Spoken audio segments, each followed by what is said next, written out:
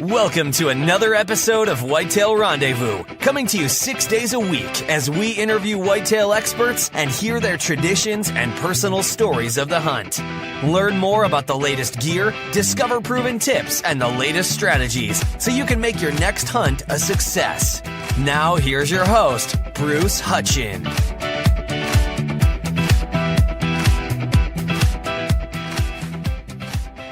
Welcome to a special episode of Whitetail Rendezvous.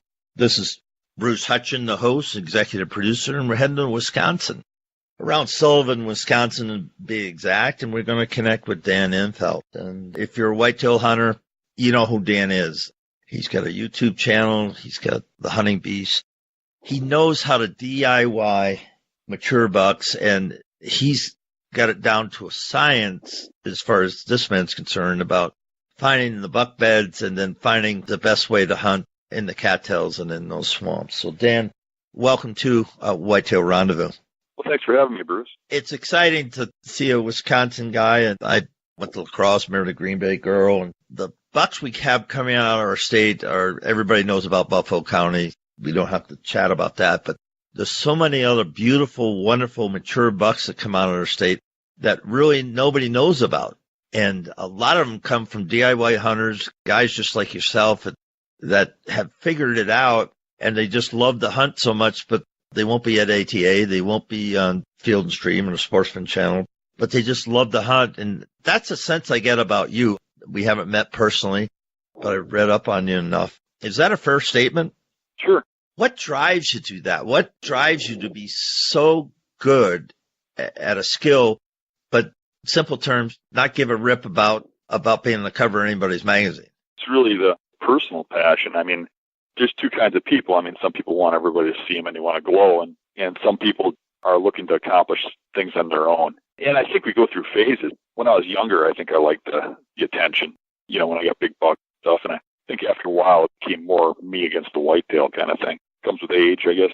Me against the whitetail. That might be the name of your show. Because, folks, if you've ever gone toe-to-toe with a mature buck, and he'll win more times than not. I'm not going to say 90% of the time. I hope it's 60, 70, 80% of the time it wins. But when you do get that win, it's a wonderful thing because it's this not putting another whitetail on the ground, what it took to get into it. And let's sit and camp around that. What does it take for you to put a mature buck on the ground? A lot of work.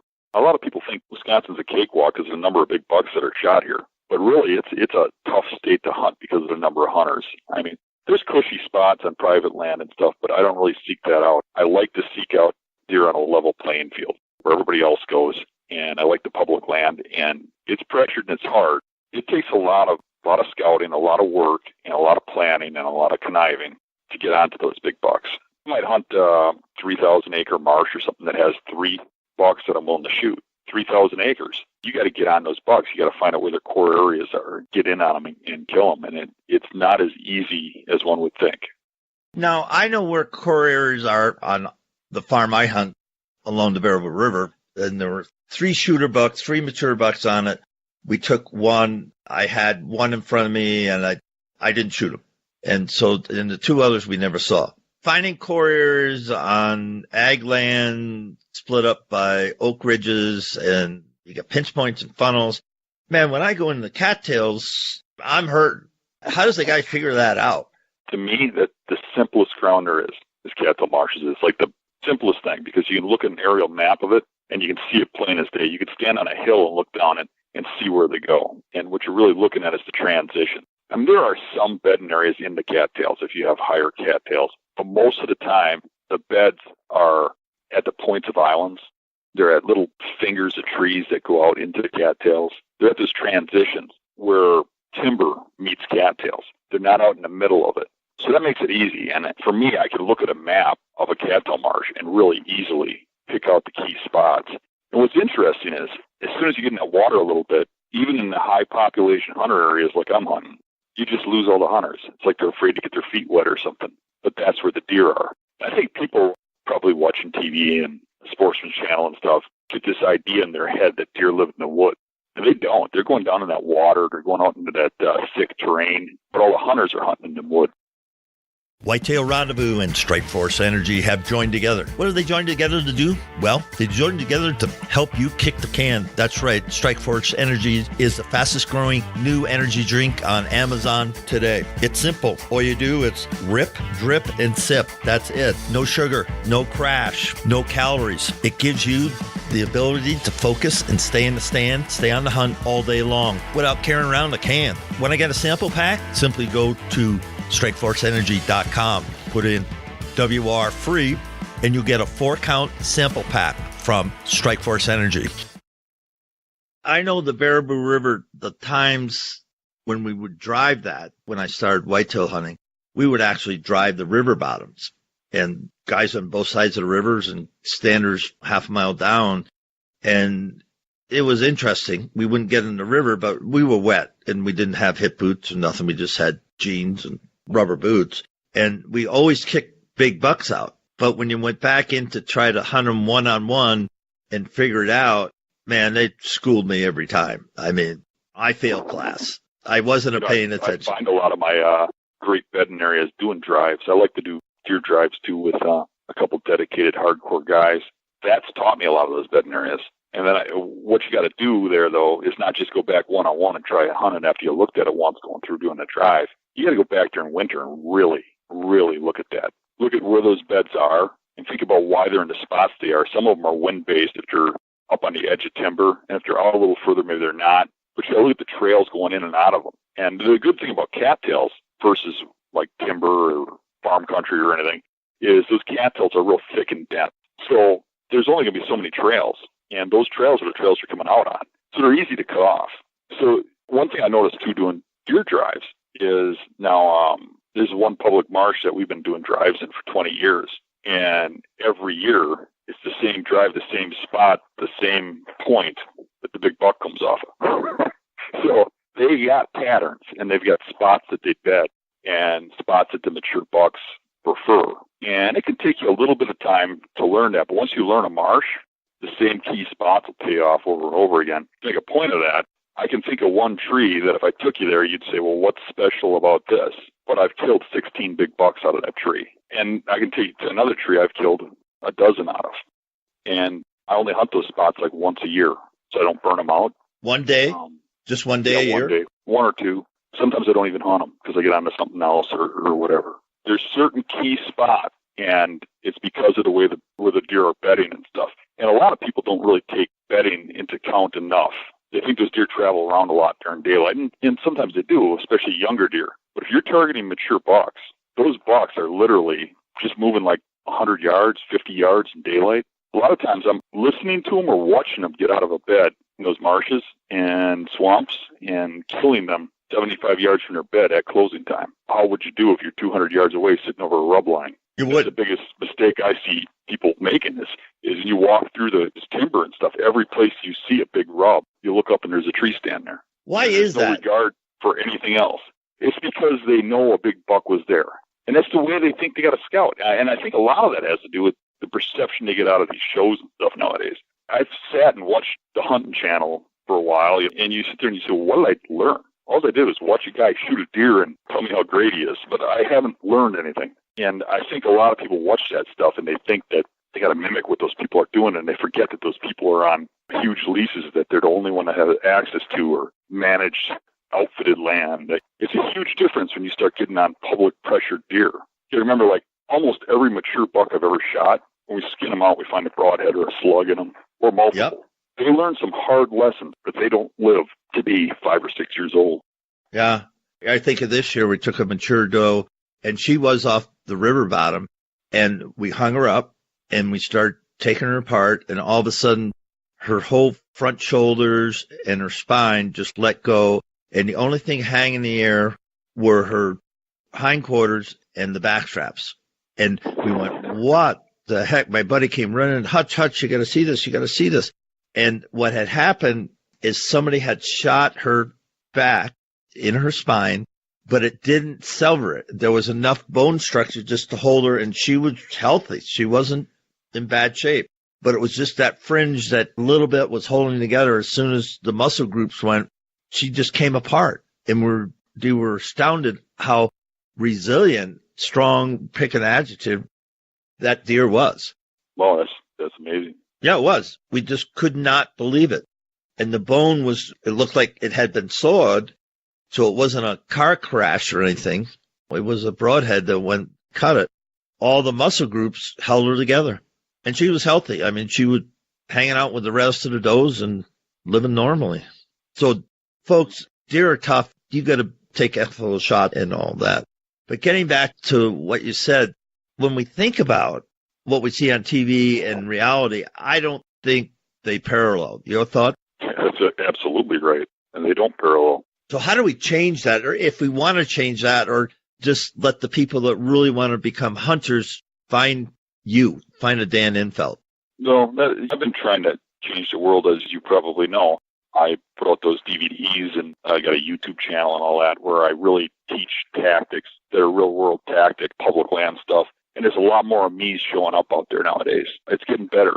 I think there's a lot more people learning woodsmanship and learning the skills than there was 10 years ago. Because the sign is all there. If you get in Wisconsin, you will find all sorts of sign, as you know and are sharing here on the show, is to read that sign and take it back to where the whole Bucks Core area.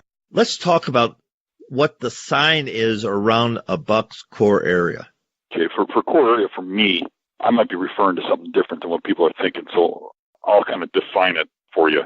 I'm talking about a bedding area. I'm looking for bedding areas.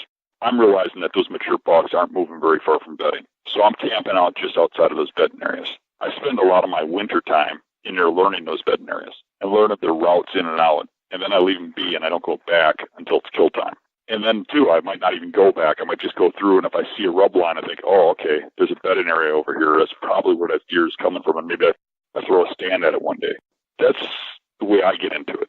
So I look at it like a deer's got like this area I want to call like his safe zone. So if you drew a circle around a bedding area, say a 100-yard circle, that he feels while he's bedded in there, he's safe. So everything that's going on around in that circle. And if you tried getting inside that circle, you'd probably blow him out of there. My goal is to get on the edge of that circle. And I feel that when he gets to the point where he's not feeling safe is about the time it's getting dark on most days. So that's where I want to be.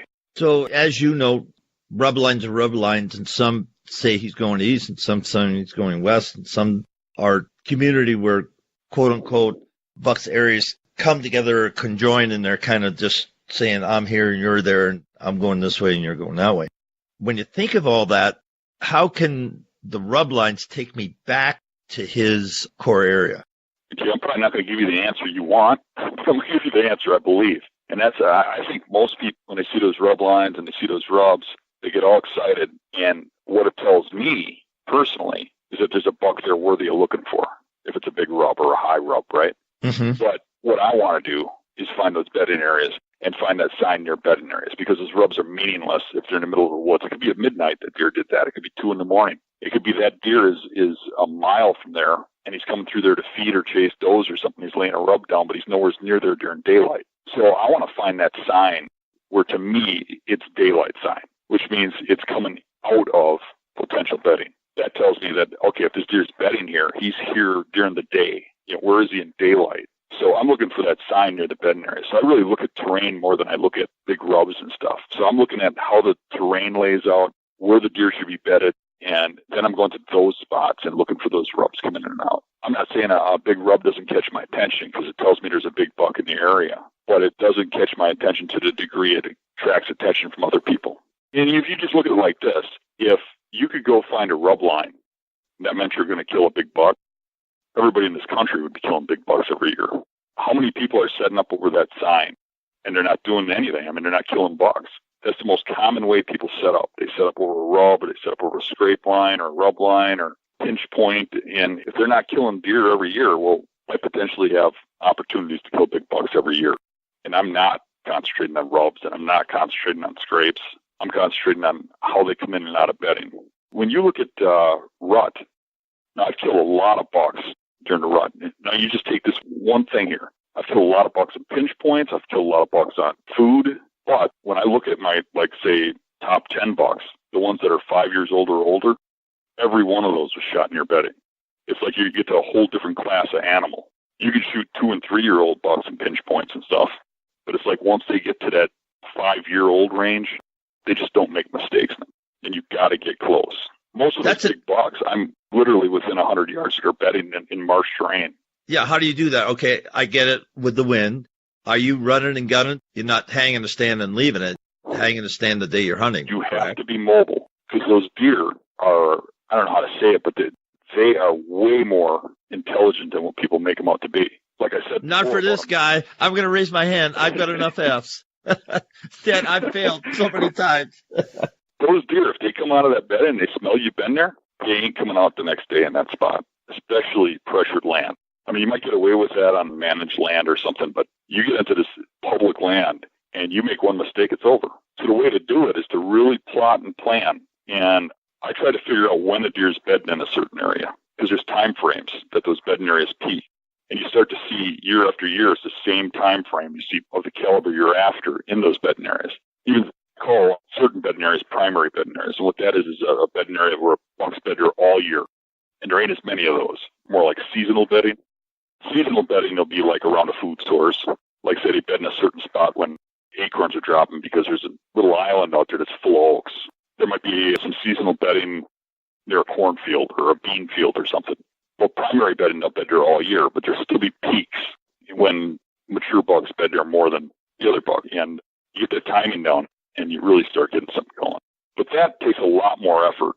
A lot of times I'll look at a bedding area and I'll think I got a grasp on it just by how it lays out. I'll say, oh, they're here at this time or that time or whatever. A lot of times I'm wrong. Sometimes it takes a few seasons throwing sits at something. But one thing is, like, if you go into a bedding area and it's just tore up with rubs, I can tell you it's probably pre-rut bedding area. You got a bedding area that's obviously got some big buck sign in it, but there ain't a lot of big rubs. Maybe it's early season.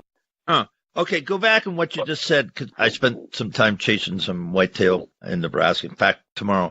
And I found an area, what I call the coal area, set up. I wasn't 100 yards from when the buck got up. And the way I found it is just, it was all ripped up with rubs. I mean, there were rubs. There were 20 rubs and good size one. And I knew he was bedding there because it was perfect bedding area. Everything was right. And I set up and a small buck came out, not the big one, but I watched him get out of his bed. So I said, does it mean that a core area, when you see a lot of rubs, that's where he's spending a lot of time and he's just getting ready for the rut? And what you just said resonated with me because he was spending his time getting ready for the rut, because this was in early mid-October. And because he got out of his bed, went to a tree and rubbed. The buck did. I had the part figured, but the real big buck wasn't there. His dad wasn't there. His uncle wasn't there. It was the little guy. Right. And that's the thing that a lot of guys don't get too, is those core bedding areas, or primary, like I like to call them, multiple bucks bed there. So you might go there one day and a small buck comes out and you think, oh, this is just a small buck, and you move on. That doesn't mean there's not a big buck bedding there. I think back to a very large buck I shot in the marsh near my home, and that was back when we had multiple tags because of the CWD hunting. And there was a rub line that came in and out of this bedding area. And it was a couple hundred yards from the bedding area, but I knew when that rub line opened up, there's something good in that bedding area. And when it opened up, I went in there, and that day I shot that big buck. Well, a few days later, I go back through there, and I'm going to go hunt someplace else. And I look, and that rub line is still being used. And I thought, well, what the heck? And I went through another sit over there, and another very large buck out of the exact same bed that the buck I shot got out of. But he got by me without me getting an arrow in him. But I didn't have an ethical shot. But the point is, back to back, 2 days in a row, two big bucks came out of that same bed.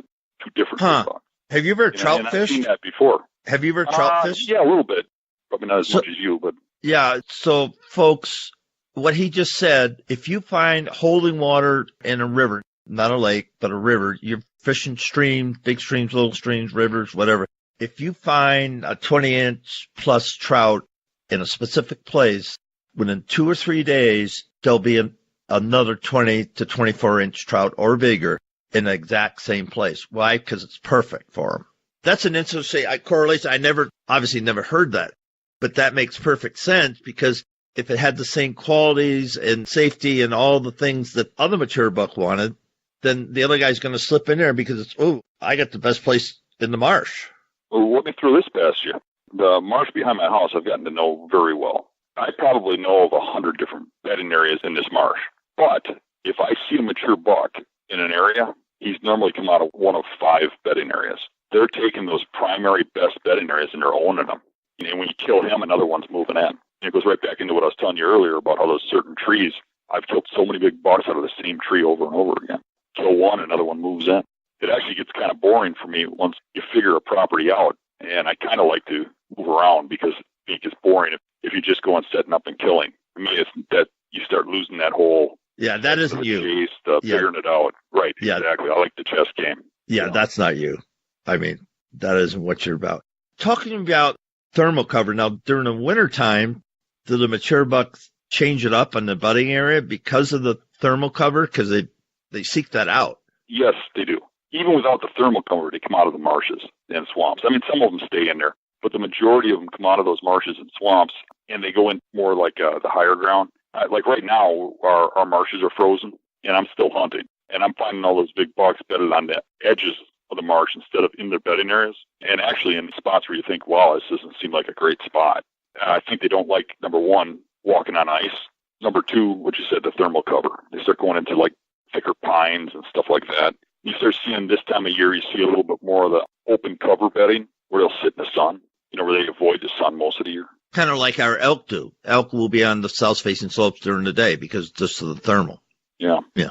They absorb the heat. When you look at a composite, you've been doing this, 30 years, 40 years? Yeah. 30, 40 years, yeah. 30, 40 years. So when you started out, who helped you get along? Who kicked you in the and said, you need to do this? That's an interesting question because it comes up a lot. I started hunting in the 70s as a kid, and my father worked 2 jobs so that we could live in the country. We were poor. The old saying, one shot, one kill. Well, my dad said that he had a different meaning. It was because we didn't want to pay for a second bullet because we were so poor, he worked all the time, and I went hunting on my own, and I learned a lot of what I knew on my own. And I started out mostly as a killer, just putting food on the table. I did a lot of hunting and a lot of killing, and I got good at killing. And as I got older and we started getting where we had more money and stuff, then I got into starting to hold out for bucks. And I think that a lot of people skip that phase nowadays. They want to go straight to big bucks, and that's a difficult task. You got to learn how to kill deer before you can start killing big bucks because they're a little harder. But that's what I did is I killed a lot of deer for food and then progressed into wanting to shoot bucks and then wanting to shoot bigger bucks. And, I got pretty good at killing big bucks. And I think one big changing factor for me was the late 80s. I met up with Andre D'Acquisto before anybody really knew who he was. And we both hunted the same land, so we ran into each other. And we kind of challenged each other. We were both killing a lot of big bucks back then, and I think we learned a lot from each other, and we both had kind of the same mindset. I mean, he did some things different than me, and I did things different than him. But I remember one time, me and him, we went to this big swamp, and it was probably, I want to say 2 or 3 square miles, and we were going to check this out because we heard there's some big bucks in there. And we both went in there and scouted all day separately because we didn't hunt together. We just talk about the hunt afterwards or whatever. But we went out to the hunt that evening, and he went one way and I went another. And in that 3-mile swamp, we met at the same tree we wanted to. We both and went different ways. Yeah. So you look at those swamps, and you start to get when you get good at it, you start to get the concept down where you just know where they're going to be. What did you say then? Did you flip a coin? Well, I ended up hunting there. That's just the way Andre was. So yeah. But we pretty much started avoiding the same areas after that. That's a story worth telling.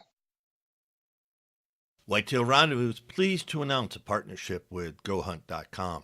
Who's GoHunt.com? Well, if you're a DIY hunter, you need the information at GoHunt.com/insider. Why? Because it provides 4,200 profiles, every unit, every species, and every season. Furthermore, they give in-depth analysis, interactive maps, unit access, and seasonal trends. Draw odds are very important, and they give you the most accurate information in the business. All this is available when you go to GoHunt.com/insider. Make sure you use promo code WR when you join Insider. You'll get a $50 gift card for GoHunt.com Gear Shop. All in all, if you're hunting out west, In 2018, GoHunt.com Insider is where you need to be to get all the research information. When you use promo code WR, Whitetail Rendezvous receives a small commission from GoHunt.com. I'm thinking from the back part of, okay, one guy, one way, you spent all time scouting yourself, and you both came to the same conclusion, but went different ways and ended up at the same place.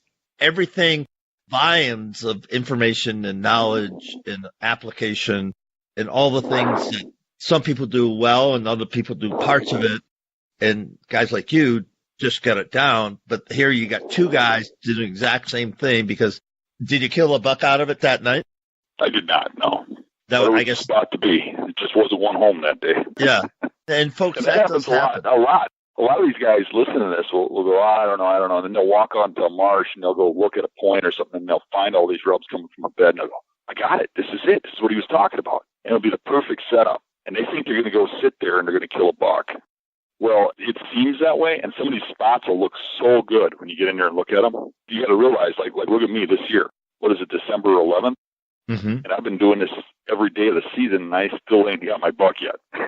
So it's not as easy as it sounds. But it does. Well, you passed some bucks. I can guarantee you. Right, I'm letting bucks walk past, and probably some bucks that some of the people listening would shoot. But the fact is that I do a lot of sits where it looks like a great spot, and nothing walks out, nothing comes out that day, where you don't see a thing. And but that's hunting because see more deer. In a lot of cases, I'd probably see more deer going and sitting in the oaks or going and sitting on a field edge. But I'm certainly not going to see that target buck. He ain't going to be there in daylight. Long distance scouting. Okay, we got this marsh. There's some marshes. I'm thinking of some of the marshes I've tried to get in, not very successfully, but I can look at them from a hilltop and I can look down on them. And especially the Repeatable River, which is this year it was terrible because of all the floods it had. We just couldn't hunt it. If you had a canoe, I guess you could have. But anyway, so long distance scouting, do you apply that at all, or you just do it on Onyx Maps and Google Earth and all the tools that we have? No, I usually use like Google Earth and mapping and stuff. I like Google Earth because it's got a feature on there where you can go backdate maps. So you go back and look at old maps in different years. And the reason that that's helpful is you get an image from a certain time frame during the year or whatever, and it'll be much more clearer than the rest or show the sign much better.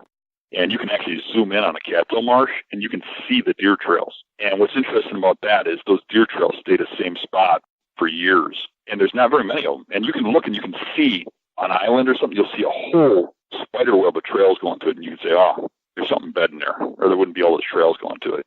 Right, it's a hub. Call them hubs. Yeah, right, yeah, that's a good call for it. And you can see that real easy on those maps. And one thing to remember about those cattails is there's not apple trees out there. There's not, acorns falling into the water, and they're walking through water to their belly in a lot of those cattails. There's only really one reason they're going out in those cattails, is to find a bedding spot that's secure. So when you find those trails in there, they're going to or coming from bedding back in those cattails. So that makes it a little more clear what's going on back there. When you look at the swamps, how far away is the ag line? How far away is food? Now, I know some Oak Ridges swamp and cattails. I get that. But we're talking about corn or alfalfa or clover. There's something within a mile or two, but those deer will go a lot further than what you think, too. I can think about a time I was hunting this island. Now, this island that I'm thinking of is unique that it's very remote. And I got to go through waist-deep water to get there for quite a ways. And I get there, and there's a good bedding area off the backside of it. And if I go out there when there's been pressure, like, say, pheasant hunting starts, or it's been going on for 2-3 days, or gun deer season's been going on for 3-4 days, I can guarantee I'll see a lot of deer. But mature buck sightings out there are pretty much uniform. Early season, late season, there's always mature bucks back there, few. But the smaller deer will get pressured and move back there. Otherwise, they're bedding more towards the more inexperienced deer, or bedding more towards the food. And I can think of, if you go out the back way of that island and walk the other way, you'd have to walk through about 2 to 2.5 miles of cattails in water to come out on the other side. And I can remember seeing a big buck get up in there 20 minutes before dark and head that way. And that's the way he's going to get the food. So security is more important than the food. They'll walk 2 miles to food, but they got to have that security. They got to have a bed that they trust, a place to sleep where they trust that they're not going to get hurt. And the thing with marshes and swamps is they like to surround themselves with water.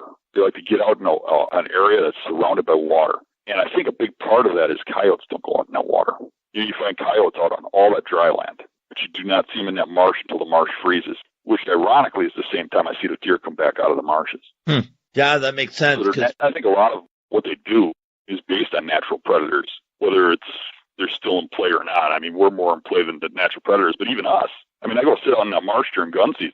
There might be, the whole parking lot might be full. There might be 50 cars in the parking lot. I get out in that marsh, I can't see orange for a mile. But you go into a wood lot, and there's a guy every 50 feet. It looks like a pumpkin patch. Yeah. So where are the deer going to be? Where the people aren't. Right. The thing I like about where we hunt, we have basically a sanctuary right across the road. And so when the banging starts from the west, this ripples through. And by the time it gets to here, we've got deer that don't live on our farm, but they're coming through because they're going to the sanctuary where you can't hunt. I mean, just can't hunt. And so we've killed some nice bucks just be sitting on those funnels. You know, they're going to go through here, and you just sit there and you just wait, and they do that.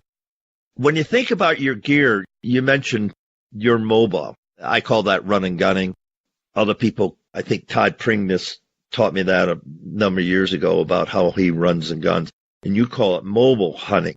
Is there any difference, or is it basically the same? It's kind of the same. I'm going in with equipment where I can get in. I got to be really quiet because of how close I'm getting bedding. And I got to have stuff I can quietly and silently climb a tree and get into place in. I don't want to use a climber. Most people that hunt mobile want to use climbers. The thing I don't like about them is it restricts you to what tree you can be in.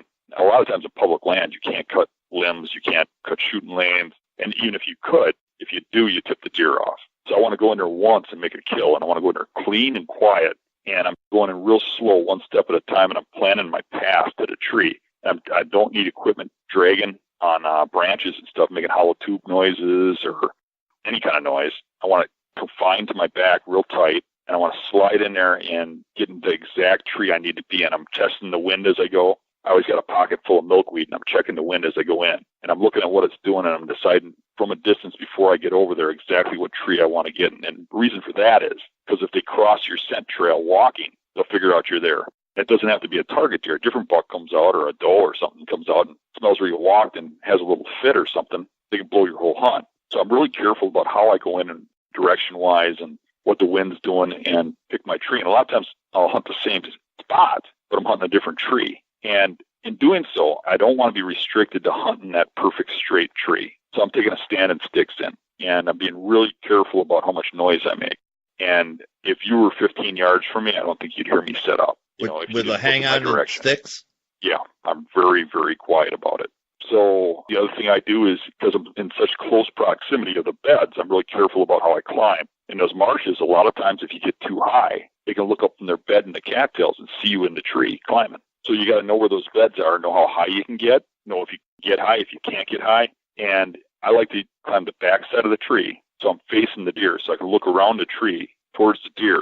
And I got the tree in front of me as camouflage, and I can see how high I can get while looking kind of towards where the deer would be, so I know when to stop, put my stand up or whatever. So it's really kind of, even the way I set up is kind of down to a T. Have you ever seen tines when you get up and all of a sudden you look out and there's tines? Yeah, I got that one YouTube video. I don't know if you've seen it. It's the number 3 video on the Extreme Whitetail Tactics YouTube channel. Climb this tree, and I know where the bed is, and I'm climbing it, looking around a tree just as I was just describing, and I can see a 10-pointer bedded there. And while I'm looking at it bedded, I'm setting up this stand super slow, and I climb in that tree and get my shot up after he gets up. Sometimes I can see the deer from the tree, but usually not. Usually they're down into something. I've climbed up a tree and had them jump up and take off to the area, and one's bedded a little satellite more towards you, and he's not in that primary bed, and he jumps up, runs through, and scares your buck off. And a lot of guys, because of that, they'll start backing off, like, oh, I'm spooking deer, I got to back off, I can't get that close. But my advice on that would be if you're not occasionally kicking a deer out of there and swearing at yourself, saying Dan Infalt's crazy, you're not close enough. You're going to bump deer. That's all there is to it. Occasionally you're going to ruin your hunt. And you have to push those limits, because if you're not pushing those limits, you're not getting close enough. Most of those mature bucks I shoot are on the border of closing time, and they're within 75 yards of that bed. If you're too far back, you're too far back. And the thing is, you can't. It's like a lot of people too want to inch in. They're like, okay, well, I'm going to start back here, and if I don't get him, I'll move in 50 yards. Well, if you don't get him day one, he already knows he's being hunted. Now try and kill him. It's like slapping him on the butt and saying, game on. You've let him know that you're hunting him. You got to go in for that kill the first time you hunt. If it don't work, you move on to the next spot. And so I'm literally scouting thousands of these spots. I'm moving daily. The first time in, especially with your technique and style, and folks, you got to understand this. I get in people all the time, and they go, you're crazy. You don't know what you're talking about. I go, whatever. I don't say whatever. I just say, okay. But first time in is critical. Matter of fact, I just ripped apart my top whitetails and went down and looked at what, the stats on each one of them. I'm a stat kind of guy. Mm-hmm. And I think it was 8 out of my top 10 whitetails were taken out of the first time I ever hunted out of a tree. 80% of your top 10. Exact. And of the top 2, it was the first time that year. The other 2, I mean. It was the first time I sat that tree that year. And that's not to say I don't sit a tree a couple times a year. I mean, there's certain trees I hunt 2 or 3 times a year. But it's really telling when you start looking at those stats. Yeah, because I had a guy that I was hunting with this year, and he says, how come you saw a deer there, but you're not going back there? I said, no, because he already knows I'm there. It's not going to do me any good because he already knows that I've been there. He says, how? I just said, they know. They know. I know I'm not a deer. All I know is they know, and I know. So I got to go find out where he's going to be next. It's interesting because I've sat back and you see a deer walk through a certain area. Then you move a little closer where you got an advantage point. You watch him with binoculars, and you watch him for a couple of days, and you get the right wind, and you're going to move in and kill him. And you move in there, and maybe you decide you're not going to kill him. Maybe he's not quite as big as you thought, or maybe the smaller ones come out and go by, and they don't show any notice that they notice you. But go set up your buddy there the next day. Those deer never come back. You watch them 3 days in a row there. Yep. They know. Correct. They know. They smell that you've been there. Those things got noses that are unbelievable. They know you've been there. Folks, this is not deer hunting 101. Well, it is, but it isn't.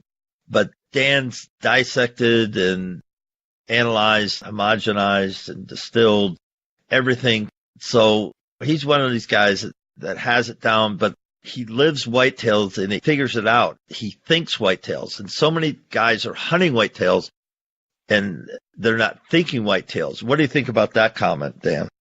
I think that's pretty true. A lot of guys think more of themselves than they really are. I mean, really have a grasp on where those deer are living and how they're moving through the woods if you want to kill them on a regular basis.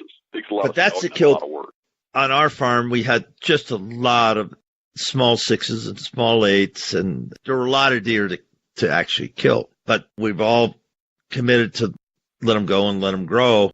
But still, once they get to that 3.5, 4.5, they're schooling us because I think there's what happens a lot too is they learn your pattern. If you're hunting the same trees and you do what a lot of guys on these farms, they rotate through trees. They got stands set up and they rotate through them. If it's this wind, we hunt those stands. If it's this wind, we hunt those stands. And they'll have a lot of young bucks go through by them and they just never get those big bucks, or very rarely. And the thing is, those bucks, if they're there when they're 2 in their past, or they're when they're 3 in their past, if it's under 4, they know where those stands are. Yeah. If it's under 5, they got those stands down pat. Well, they know when you leave. That's their bedroom. They know when you open the door or you're turning 18. Like you're walking in your house and your chair's upside down. You'd notice it. They know when somebody's in their area. But it's so surprising. And that's the thing, too, is I go on those farms with a buddy or something, and I look at how they're setting up, and I'll be thinking, okay, where aren't they hunting? What are they avoiding? And I'll go to some spot, and they'll be like, well, that's a dumb spot. You hunt there? Nope, not a dumb spot to me. There's nobody hunting there. Some deer cover. If nobody's going over there, that's probably where they are. As mature bucks find ways to hide and not find people. And, I spend a lot of time, like in the winter, following the deer around and just looking where they walk in the snow and stuff. Yeah. And it amazes me when you go into a hunting area that's full of trees and you follow a mature buck's track and you realize this thing just went 500 yards from its bed and never walked by a killable tree. I don't think that's a coincidence. I think those things are smarter than we give them credit. No, I think we give them credit because they do know. In some places, they look right up at you. I mean, some of the stands, they just look right up at you. Yeah. And you get all the best scent control and blah, blah, blah, blah, blah. Does not matter. It's a wonderful game. I mean, it's a challenge. It just truly is. So what's the one big thing that you know today that you wish you knew? You've been hunting a long time. So the sooner you would have learned it, the more you would have accelerated your success. I've been pondering that question for a while. It's a tough one. I think I probably peaked as a hunter kill-wise probably the late 90s. And my kills have gone downhill a little bit since then. And I think a lot of that has to do with drive and passion and stuff. But I think the big thing is I realize that it's really not that important to kill a big buck every year. When I look at my younger years, and I see this in young people now, and it bothers me a little bit. You know, I put my family in stray and my kids and stuff. I wasn't around on Halloween ever. I hunted all the time, and I had to kill a buck. What I've learned is that's not what hunting's about. It's about the chase. It's about pursuing a buck, and it doesn't matter if you get him or not. It's the chase that we desire. Even when you kill one, you're not satisfied. You still want another one. You still want to go out there and do it again. It's the chase.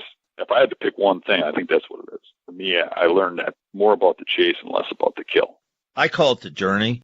I've been fortunate to hunt some places, and I always remember the people and the places. And yeah, I've got some pictures or I got a head on the wall. But I always remember the other things and the conversations around the campfire, around the kitchen table, around the wood stove. They're as much as a trophy as the harvest. Yeah, exactly. Well, let's wrap up the show. I kind of at the beginning an hour or so ago, I mentioned your 3 to 5 things. I'm a beginner hunter and said, Bruce, here's 3 to 5 things I want you to do starting today. So next fall, you're going to be a better hunter. What do you think? Do you want me to list 5 things that make you a better hunter by next fall? Yep. What? This is the first 4 are scout. Scout. How about practice? Can I practice with my bow? Yeah, you can practice. I think a guy's got to really, if you really want to be a trophy killer, you got to put some effort into it. It's not something that you can just go out there and do overnight. I mean, you can buy big whitetails. You can go out and lease the perfect property or whatever. But if you really want to be a hunter and learn how to kill deer, you got to go out and practice it. And I might go a little against the grain here. You're not going to become that great hunter from listening to podcasts or from watching a video or from watching a show. I mean, it's going to help you. It's going to give you tips, but you still got to go out there and wear out some boots. You got to get out there and learn these things. And I think when people scout, they want to go and they want to just walk a property and learn that property. And I think that's a big waste of time. I think you got to go straight to those bedding areas, learn those bedding areas, learn how deer come in and out of them. And most of the rest of it really doesn't matter, because if you're going to kill a mature buck, you're going to kill them within a short distance of that bedding area. We get back to what we were saying earlier about me going through that list of my top 10 bucks. 3 of them were shot in September, 3 of them were shot in November, and 4 of them were shot in October. And I bet you most people got them all in November because they're not hunting close enough to that bedding. For me, it's been pretty equal on those mature bucks. You can kill them all year round. It doesn't have to just be November if you're hunting correctly, if you're getting close enough to them. And that's really the thing, is you got to push those limits. The only thing I can say is, and I've been taught by a lot of people, Dan included, I got a full page and a half of notes. The best time to find your buck for next year is the wintertime when everything shuts down. True or false? I'd say that's a little bit true. I think the best time to find them is during the season. You know, when you're tagged out, right when they're bedding there, during this time you can hunt them. But the second best time, which is the time that you probably would be out there looking, is right when the season ends. And don't misunderstand that and think when you're looking at bedding areas, you're looking at deer's beds in the snow or whatever. You're looking at winter beds. You're not. You're looking at the sign that was from last November and stuff, because those beds, you can still see them. So you're not looking for those fresh beds. You're looking for the ones from November or October. That's going to help you immensely. And then you learn that bedding area inside out. And if you kick a few deer out of there, so what? You're not hunting there till next year. But you get in there, get your intel, do as little damage as possible, get out, then go find another one. And you got to have a lot of those spots, because you're going to go into some of these and you're not going to kill something. And then if you go into it over and over and over again, those deer are going to figure it out. And case in point, I mean, me hunting public marshes, a lot of times, some guy will stumble into one of these bedding areas and see all the big rubs or something in the bedding area and put up a stand and a trail camera. You see a beat trail going to it and hunt the piss out of it until it goes dead. And you watch that guy leave, and it'll take 2 seasons before deer start coming back in there. It's amazing how long they stay away. Yeah, I've seen it happen, yeah, on some remote bedding areas. So if you overhunt these spots, you'll burn them out. So you got to find a lot of spots. If you run out of spots, just put that stand on your back and start guessing what's bedding. Look at how the land lays out, and go into a point, set up on it when there's rubs coming out of the point. Say, well, probably coming out of bedding. And I do a lot of that too, and I'm successful doing that too. Walking those transition lines on the edge of a marsh, edge of a swamp, go out to an island, and I think they're going to be bedding off that point. I'm taking a guess at it and throwing a stand at it. Because transition zones and edge is the same for elk. are for whitetails. And that's one thing that's helped me be an elk hunter, is because elk are very, very similar. They like the fringes. Yeah, they like the dark timber during the day and all that. But when they're feeding and where they're going from here to there, it's all the edges and transition zones. And you find from the oak brush to the aspens to the dark timber, there's transition zones that the elk, they're going to be there. No question about it. I believe the same with whitetail. It's just on 100 acres rather than 100 square miles. Right. It's fun though, isn't it? Yeah. That's the thing. It's that chase. It's just a thrill, especially when you start doing it with a purpose. I mean, if you really start learning those bedding areas, how deer come in and out of it, you start hunting with a purpose, and you're going to a certain spot to hunt a certain pattern. And when that deer gets up out of a bed 75 yards from you, comes to you and you kill it, you feel like you really accomplished something. It ain't like you're just sitting over a food plot and one comes wandering in, or you know what I'm saying? It's like you actually accomplished something. Your scouting worked out. I mean, there's a feeling of you did it. Hey, folks. Bruce Hutchin, host of Whitetail Rendezvous. Hey, I'm pleased to announce that Buckwild Coffee is continuing their sponsorship for 2019. What's so special about Buckwild Coffee? Well, a gazillion people every day go to Starbucks and buy coffee. Well, I'll ship it to your house. Yes, I'll ship light, medium, or dark roast, ground, or bean, right to your house. It's real simple. Just go to whitetailrendezvous.com/shop, pick out what roast you want, and we'll ship it out. Take a look at Buckwild Coffee, the finest roast in the West. Well, finest roast around the campfire, finest roast around your kitchen table. It's just flat out the finest roast you can get today. Order some at whitetailrendezvous.com/shop. I'll go back to Nebraska and the wrong deer came out, but I finally figured it out. That piece of property, right. I hadn't hunted before. In 3 days, I figured it out. And I went, whoa, I was happy. I walked away. I couldn't have been happier. Yeah. Now I just have to do it again and again and again. But people like you help me immensely, again, because they're thinking, not hunting. And they think, and then they put application to it. Yeah. Rather than it's about me helping you, you helping me, and others helping each other. You get that old school mentality where guys would never tell anybody their secrets and stuff. And I think that hunting as a whole is so much better when we all work together. Right. And that's part of my podcast. That's part of what happens on my podcast. And I've got people now saying, Bruce, I'm going to start a podcast. I said, I'll help you up to a point. I'll tell you everything I know up to a point. Then it becomes a job, and I'm not going to mentor them or coach them. But it's just like conversations like this, take the bits and pieces, and then you put it out there. And people get better because they say, wow, I hadn't thought of that. And then, like, all the time you're thinking, okay, exit entry. Okay, where's that bedding area? On what side of the hill? Okay, how could I do that differently? Yes, you have to move that stand because it's been there way too long. It has. I mean, but I can't tell you how many deer we killed on the concussion stand. But the stand stays up there. It's a ladder stand. It's been there forever. We used to take them during the archery season, then that way, and now we just take them during the rifle season. And I've got to move that stand because the deer know it's there. I mean, they're not going to come any place close to it during the archery season. I know that.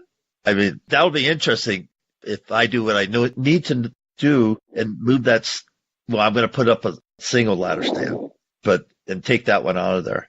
But if I do that, I'm not going to get one of those regrets where you never get it done, and then you're out there this fall bow hunting, and one walks by 50 yards from you, looks at you, and turns around and runs. You don't want those regrets to hit you.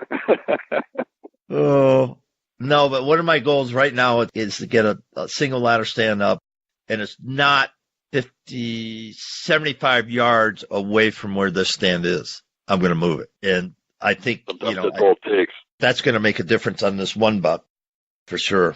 I regress. And Dan, it's just been a joy. Can we have you on again sometime? Sure, anytime you want. This was fun. This is good stuff, folks. And again, I'll end it with Dan Infalt from DIY Swamp Buck. Probably he's one of the best. And if you don't know about him, get on social media. How do people find you on social media, Dan? Hunting Beast is what they look up. They can just Google my name too. All kinds of stuff comes up. Yeah. Videos and all kinds of crap. Yeah, YouTube channel and everything. And He's out there, and you could just tell folks, we've been talking for an hour, and he wants you to become a better hunter. I want you to become a better hunter. And then if you become a better hunter, we want you to help other people become better hunters. So they enjoy it. They get the passion. They get the journey. And they get the camaraderie, because Wisconsin has a huge hunting tradition, just absolutely huge. But that's slowly waning away. Why? Because the guy that started me hunting is now 76 years old, and he doesn't hunt so much anymore. I still do, but he doesn't. And so we've got to make sure we're bringing new people in. And there's a term that a friend of mine, Meadow Caulfield in Minnesota, uses, and she's adult onset hunting. And you're going to hear more about that. And people are writing about that because more adults are realizing, wait a minute, it isn't just about hunting.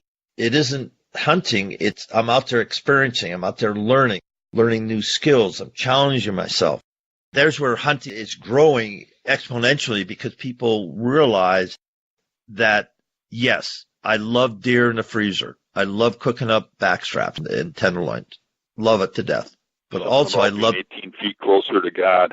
Huh? Being up in a tree. I said, there's something about being 18 feet closer to God.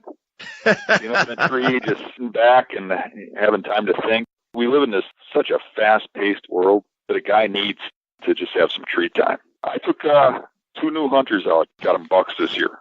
To me, that was more important than me just to see those new hunters really succeed. And that's important, too, that they succeed so that they're happy and they keep coming back. Yeah, well said. Well, sir, again, it's just been a pleasure, and I look forward to meeting you. Do you ever go to the Iowa Deer Classic or any of the shows? Occasionally. I'll probably make the Madison one this year. Okay. I'm going to ATA, and then I'll be in Iowa Deer Classic for sure. And then just hopefully when I'm in Wisconsin, I typically spend a month in Wisconsin in the fall doing podcasts and hunting and seeing some of my old friends from college. But anyway, hopefully we can connect one night. Yeah, that'd be great. Again, Dan, thank you so much for being a guest on Whitetail Rendezvous. You run a great show, Bruce. Keep up the great work. Thanks for joining us. Be sure to tune in tomorrow for another episode of Whitetail Rendezvous, where you can listen and learn from the experts so you can be more successful on your next hunt. Until next time, listen, learn, and succeed.